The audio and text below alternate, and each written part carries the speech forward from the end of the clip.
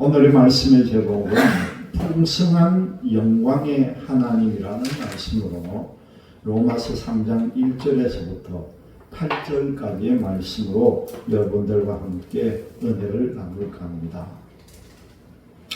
오늘 말씀의 내용 전체를 보면은 하나님은 하나님의 형상을 따라서 지었던 이 사람들을 향해서 그냥 두지 않고 하나님의 일을 하기를 원하신다는 거예요.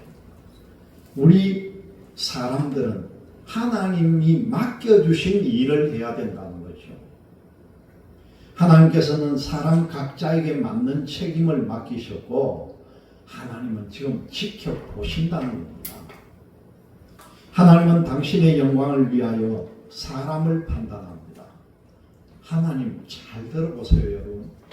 하나님은요, 하나님의 영광을 위해서 지금 사람들을 보고 계시고 판단하고 계신다는 거예요.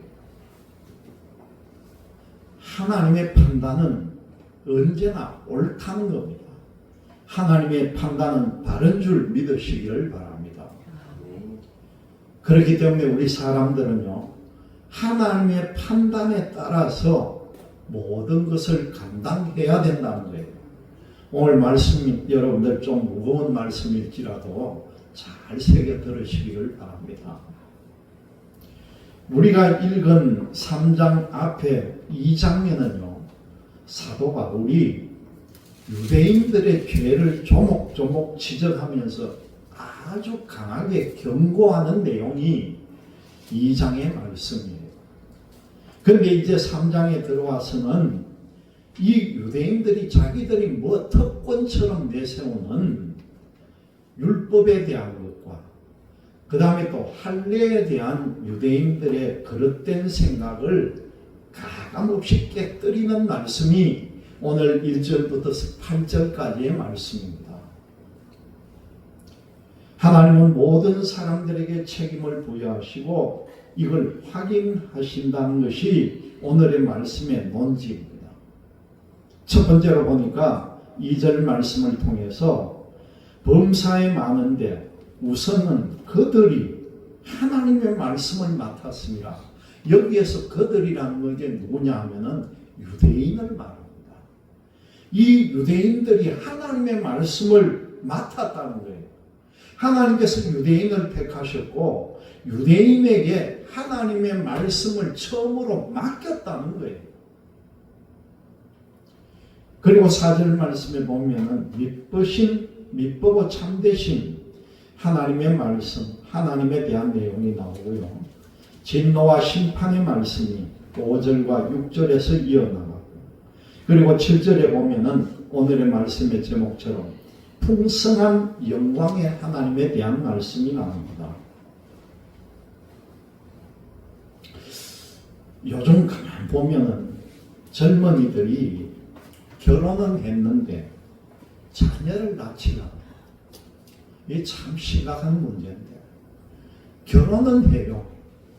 그런데 애를 안 놓겠다. 그리고 또 요즘에는 아예 결혼을 완전 포기한 사람도 있고 결혼은 했더라도 아이를 낳기를 주저하는 부부들이 그렇게 많다는 겁니다. 왜 그런가 보니까 자녀들을 양육할 만한 경제적이거나 사회적인 여유가 안 된다고 이들이 생각한다는 거예요. 그래서 국가와 사회가 자녀의 양육 환경이 좋아지게 하기 위해서 여러 가지 정책을 펴옵니다. 요즘 여러분 공영방송이나 요즘 제가 계속 보고 있는 기독교 방송도 보면요, 이 자녀 결혼하고 자녀 낳는 여기에 대해서 얼마나 홍보를 하고 광고를 하는지 몰라요. 우리나라의 어떤 기업은 자기 회사 안에 자녀 한 명 낳는 것마다 놓을 때마다 1억을 준다. 그러니까 그 회사는 자녀 2명을 놓겠다. 그러면 2억을 벌써 벌고 들어가는 거예요. 그런 기업이 광고에 나오잖아요. 신문 방송에 나오잖아요. 그만큼 지금 현재 자녀 낳는 문제가 심각하다는 겁니다. 젊은이들의 생각에 이런 정부에서 하는 정책이 실제로 도움이 안 된다, 그렇게 생각할 수도 있습니다. 그 결과 이 저출산과 인구 감소라고 하는 위기가 우리에게 찾아옵니다. 이제 얼마 안 되면요, 우리 나라 지킬 남자도 없어요. 어떻게 해야 됩니까? 외국에서 이제 용병을 데리고 와야 됩니다. 사가지고 와야 되는 그런 세상이 올지도 모른다는 거예요. 우리 주변에 있는, 제가 군선교를 많이 나가니까 지금 현재 해운대에 있던 53사단 신병교육대가 없어진 지가 오래됐습니다. 저희들이 맨날 거기에 가가지고 그 신병들 세례주고 군인들 간식 먹여가면서 그렇게 얼마나 저희들이 열심히 했는지 모릅니다. 그 교회 지을 때도 저 부산 전체 교회가 합심해서 그 군인들 신병교육대 안에 교회를 정말 큰 성당 지었는데, 성전을 무용지물이 되어버려요. 지금 훈련받는 사람이 없으니 예배도 못 드리고. 여러분, 지금 그런 현실입니다. 그 부산하고 경남 사람 신병들을 모아 한꺼번에 지금 창원 함안에다가 군부대를 옮겨놓고 지금 거기에서 훈련병들 훈련을 시키는 거예요. 우리나라가 세계적으로 잘 사는 나라가 되었지만은 나라 안에서의 경쟁과 환경이 자녀들을 나름 만족하게 키울 만큼 이 젊은이들에게 자신감을 주지 못했다는 겁니다. 여러분, 사실 결혼하기 싫은 남자, 여자가 어디 있겠습니까? 전혀 총각이. 그리고 자녀를 낳기 싫은 부부가 어디 있겠느냐는 거예요. 그런데도 안 된다는 것은 본인의 책임감만큼 그 모든 환경이 따라가지를 못한다는 겁니다. 어른이 되면은 어른으로서의 책임감이 있고, 또 부모가 되면요, 부모의 책임감이 있습니다. 기성세대들은 자녀들에게 책임감을 가르치는 만큼 그 책임감을 감당할 수 있는 사회적인 환경을 마련하는 데도 정말 힘을 써야 된다는 거죠. 그래야만이 자녀도 낳고 결혼도 하고 그 민족이 부강해질 거라는 겁니다. 기성세대는요, 기성세대의 책임감을 느끼고 살아야 한다, 그렇게 말합니다. 교회도 마찬가지예요. 이 책임감이라고 하는 것은 교회에서도 직분자로서의 책임을 가져야 한다는 거예요. 만약에 목사라면 목사로서의 책임감을 가져야 하고, 전도사는 전도사의 책임을 가져야 하고, 또 집사나 성도들은 그 나름대로의 책임감을 가져야 한다는 겁니다. 그냥 그대로 흘러가면 안 돼요. 적극적으로 희생할 줄도 알고, 봉사할 줄도 알고, 모든 일에 참여할 수 있는 마음을 여러분들이 다 가지라는 겁니다. 우리가 이런 책임감을 가지고 신앙생활을 해야 안 되겠습니까?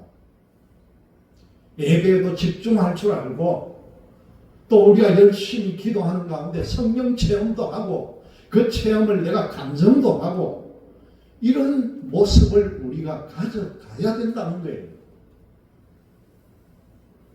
앞으로 이런 모습을 보이는 여러분들 되시기를 축원합니다. 하나님은 사람의 책임감을 활용해서 은혜의 복음을 확장시킨다는 겁니다. 그래서 이 시간에 보면은 바울은요, 영적인 책임감을 강조를 합니다. 영적인 책임감. 여러분, 이 바울이 어떤 사람입니까? 바울이 원래 유대인이고요, 이 율법을 따르는 정말 유대인의 충실한 사람이었다는 거죠. 바울은 기독교인들을 박해하다가 그 다메섹으로 가는 그 길바닥에서 예수님의 부르심을 받고 이방인들을 전도하기 위한 사역자가 되었다는 겁니다. 바울은 복음을 전할 당시에 그 시대의 정치적인 중심지였던 내가 로마에까지 가서 복음을 전해야 되겠다, 그걸 원했다는 거죠. 그래서 결국은 로마까지 들어갔다는 겁니다. 바울은 복음을 맡은 사람으로서 전 세계에 복음이 전달되어야 한다는 책임을 가지고 있었다는 거죠.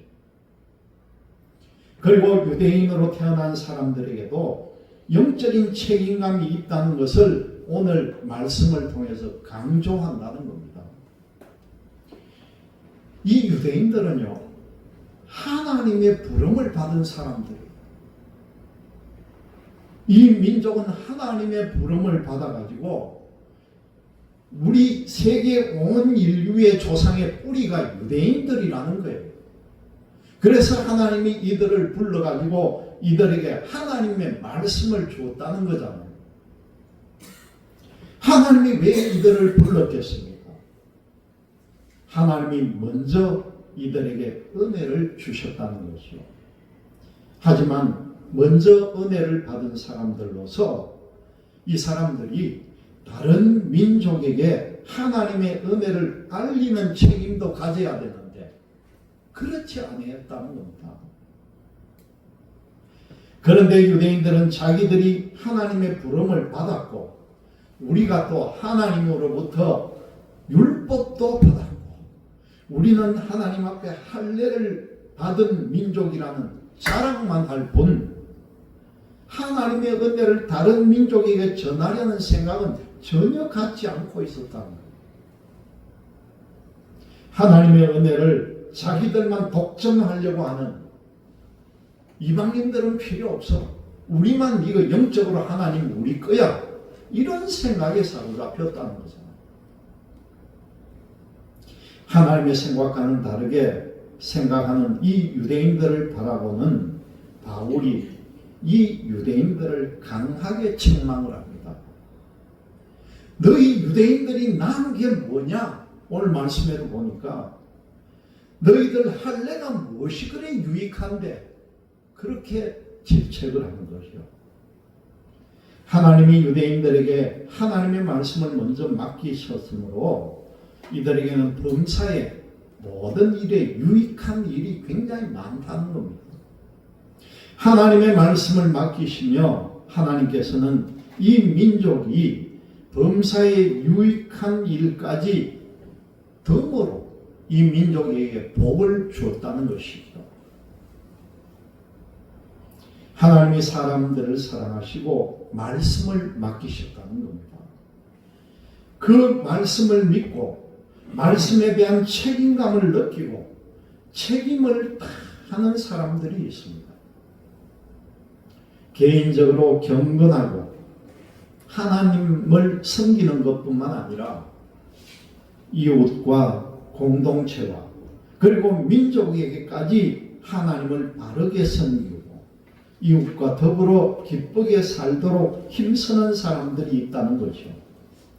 이렇게 믿는 사람들이 있는 반면에 믿지 않는 사람들이 있다는 겁니다. 자신이 누리는 행복은요, 모두가 지가 잘나서 자기가 잘해서 만들어진 결과라고 생각하는 사람이 있습니다. 때로는 자기가 노력한 것이 없이 부모를 잘 만나서 누리는 일인데도요, 마치 자기가 잘나서 복을 누리는 것이라고 착각하고 교만에 빠져 사는 사람들이 얼마나 많은지 모릅니다. 오늘 말씀에 나오는 이 유대인들이 믿지 않는다는 거예요. 하나님의 섭리보다는 자기들의 잘난 점만 주장을 하고 내세운다는 것이죠. 이 사람들이 어떤 사람들입니까? 지금 옛날 우리가 일제시대 때 식민지 살듯이 지금 바울이 복음 전하들 이 시대에도 이 유대인들은요, 로마의 지배를 받는 식민지인들이 그런 처지에 있는 사람들이 자유가 없음에도 불구하고 그들이 착각에서 깨지지 않는다는 거죠. 유대인들의 불신앙이 하나님의 영광을 가린다는 겁니다. 그렇다고 해서 하나님의 성실함이 사라지지 않고 약해지지도 않는다는 거죠. 사람과 민족의 문화나 세상의 이념과 주장은 거짓이 될 수도 있지만요, 오직 하나님은 참되신 하나님이라는 사실입니다. 하나님의 말씀을 맡은 유대인들이 어리석다고 해가지고 하나님의 이름까지 훼손되지 않는다는 거예요. 전도를 하다 보면요, 어떤 사람들이 그 교회 누구누구 꼴 보기 싫어가지고 나는 그 교회 가기 싫어. 어쩌면 어떤 때는요, 그 목사들은 뭐 그래, 그 교회 나는 그 꼴 보면 교회 안에서 발도 안 들일 거야. 그런 말 하는 사람이 있다니까요. 응? 여러분들은 그런 사람 되지 마시기를 바랍니다. 야, 저 사람 보니까 나도 교회 가야 되겠다. 아, 저 교회 목사님 보니까, 저 목사님 보니까 가봐야겠네. 그런 마음이 자꾸 생기도록 만들어야죠. 그들의 생각이 옳지 않다는 것을 바울이요, 분명하게 강조를 해줍니다.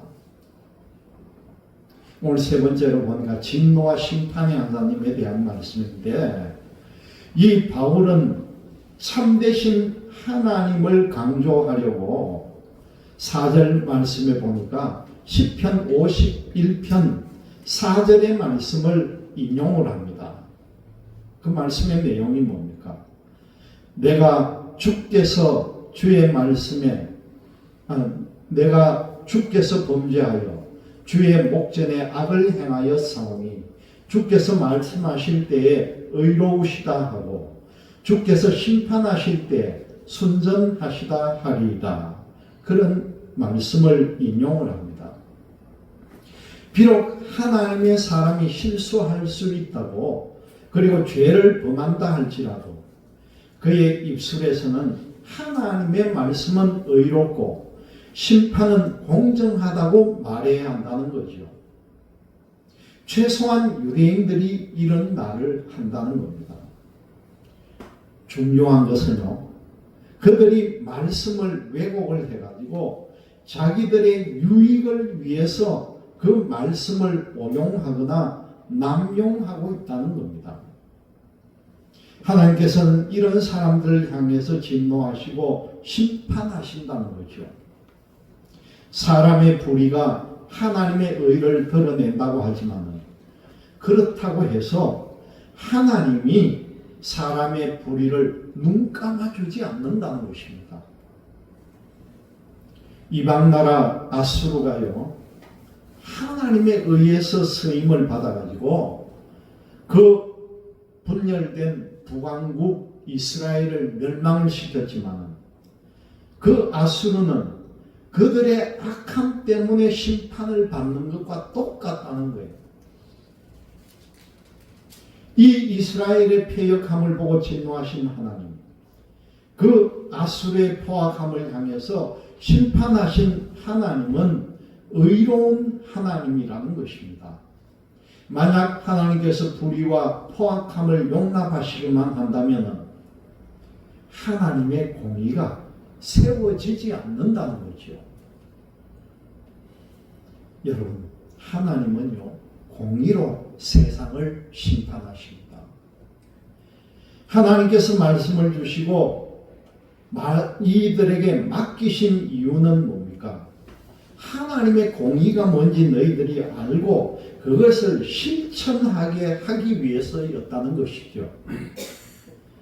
하나님의 공의와 심판이 있기 때문에 사람들은 자기의 책임을 해야 한다는 겁니다.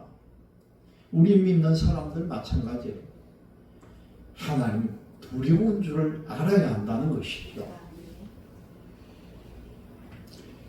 마지막으로 보니까 풍성한 영광의 하나님에 대한 말씀인데, 어떤 사람들은요, 책임을 다하기 위해서, 자기 책임을 완수하기 위해서 그 과정이야 어떻게 되든 결과만 좋으면 되는 거 아닌가 생각하고 그대로 실행하는 사람이 있다는 겁니다.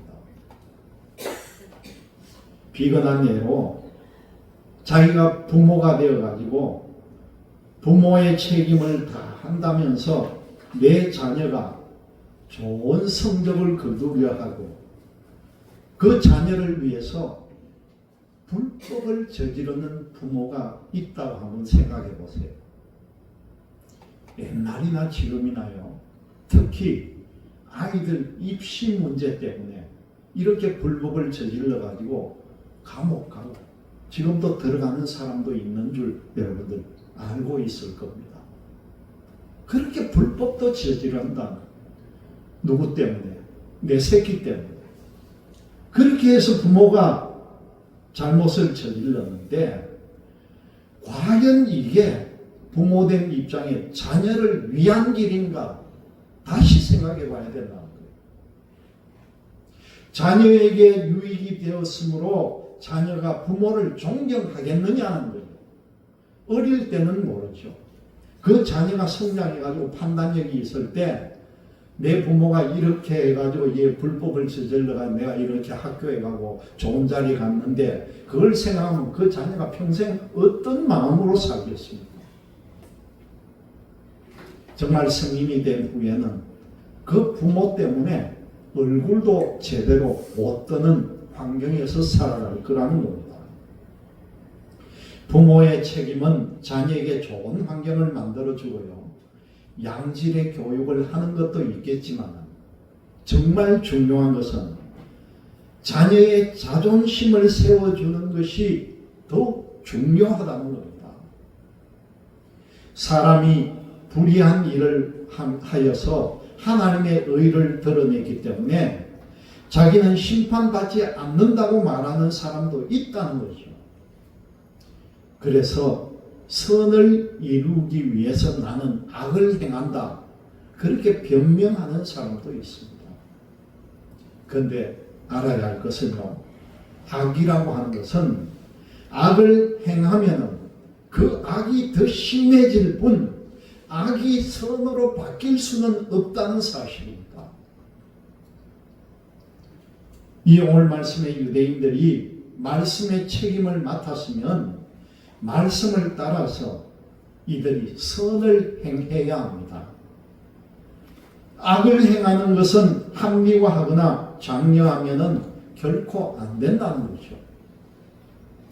선을 행하는 사람을 향해 비방하면서 자기들의 악한 일에 동참하지 않는다고 그 과정이야 어떻게 됐든 결과만 좋으면 된다. 그렇게 주장하는 사람들이 있다는 겁니다. 그래서 오늘 바울은요, 이런 사람들을 거절한다는 거예요. 이런 사람들을 배척한다는 거죠. 선을 행하며 말씀의 책임을 다하는 곳에 정말 하나님의 풍성한 영광이 나타나시는 줄을 믿으시기를 바랍니다. 우리가 믿음의 삶을 살아갈 때에 하나님의 분명한 음성을 깨닫고 그 말씀을 따라 선을 행하면서 책임을 다해 살아가는 여러분들이 되시기를 주님의 이름으로 기원드립니다.